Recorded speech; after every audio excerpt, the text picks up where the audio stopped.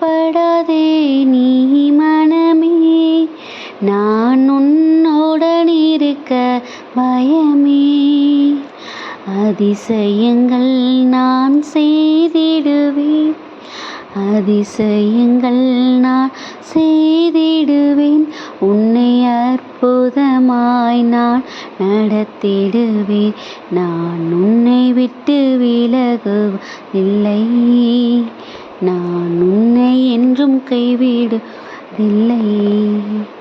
நான் உன்னை காண்கின்ற தேவன், கண்மணி போல் உன்னை காப்பேன். நான் உன்னை விட்டு விலகுவதில்லை, நான் உன்னை என்றும் கைவிடுவதில்லை. ஹாய் குட்டீஸ், எல்லாரும் எப்படி இருக்கிறீங்க? ஹாப்பியாக இருக்கீங்களா? உங்களுக்கு இன்றைக்கி ரொம்ப ஹாப்பியாக இருக்கணும் அப்படின்னா என்ன விஷயம் உங்ககிட்ட இருந்தால் நீங்கள் ஹாப்பியாக இருப்பீங்க குட்டீஸ்? இப்போது நானே உங்ககிட்ட ஒரு கொஷின் கேட்குறேன். நீங்கள் ரொம்ப ஹாப்பியாக இருக்கணும் உங்கள் லைஃப்பில் அப்படின்னு நினைக்கிறீங்கன்னா உங்களுக்கு என்ன இருந்தால் நீங்கள் ரொம்ப ஹாப்பியாக இருப்பீங்க? கண்டிப்பாக எல்லாருக்கும் ஒரு ஒரு விதமான பதில் இருக்க தான் போகுது, அப்படி தானே குட்டீஸ்?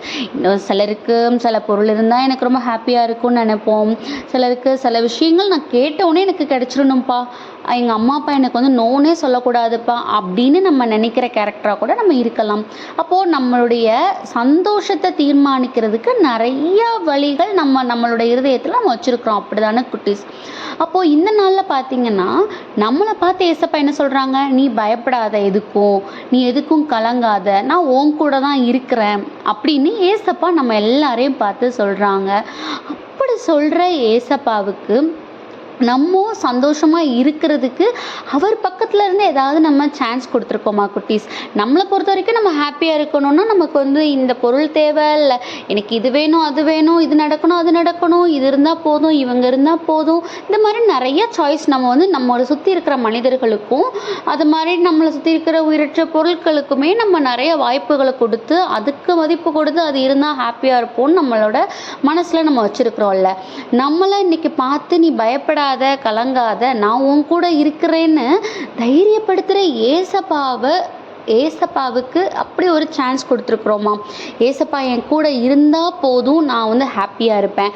ஏசப்பா கிட்ட நான் எல்லாமே ஷேர் பண்ணிட்டா போதும், என்னோட இருதயம் ஹாப்பி ஆகிடும், அதுக்கப்புறம் நான் அந்த விஷயத்தை குறித்து யோசிக்க கூட மாட்டேன் அப்படின்னு ஏசப்பாவுக்கு நம்ம அந்த சான்ஸ் கொடுத்துருக்கோமா குட்டீஸ்?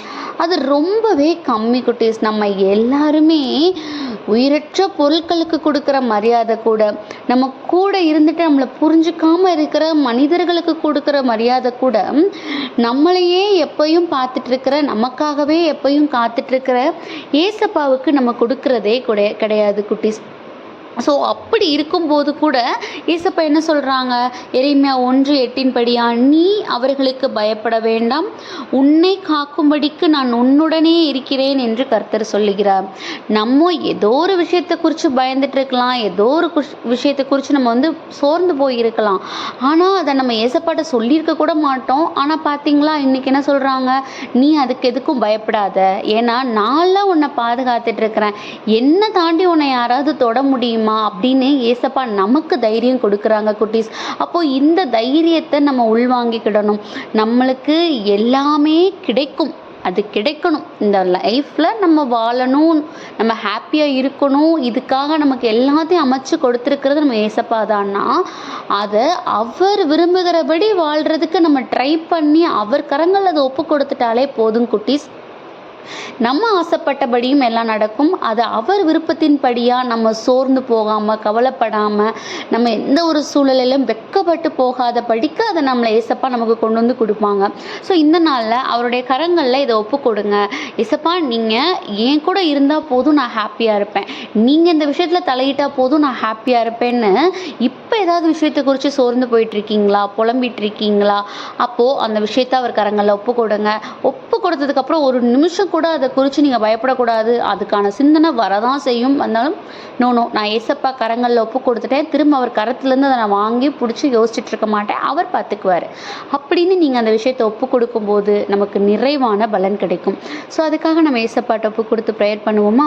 அன்பான ஆண்டவரே, இந்த நேரத்திற்காக நன்றியப்பா தகப்பன. இந்த நேரத்துலையும் கூட நீ பயப்படாத, பயப்படாத, கலங்காத, நான் உன் கூட இருக்கிறேன்னு நீங்கள் எங்களை பார்த்து சொல்லியிருக்கீங்க டாடி. உமது கரங்களில் எங்களை முழுவதுமாக ஒப்பு கொடுக்குறோம். உங்களுடைய சித்தத்தின்படியாக வழி நடத்துங்க. ஆமீன்.